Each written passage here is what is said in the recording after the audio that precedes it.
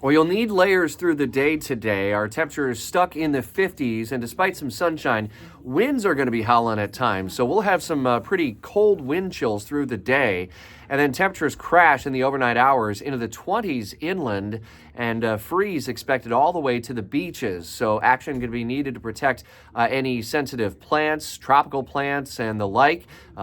Pipes that may be susceptible to freezing, especially in older homes, and of course protecting our pets. But as Mike Burr says, if you need to be told how to protect your pets, one questions whether you should have pets.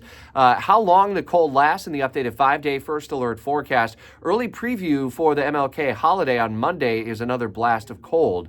So if you're going to be off and taking in the annual parade downtown, you'll also want to bundle and layer up.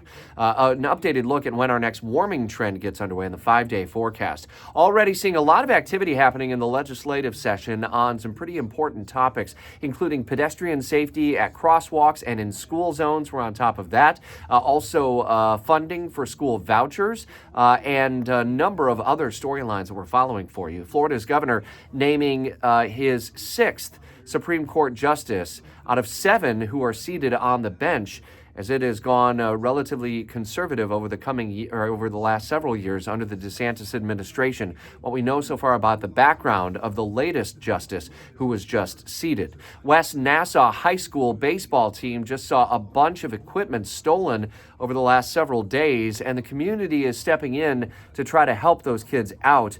The lengths that one man is going to try to help find whomever is responsible and ultimately replace everything that was stolen.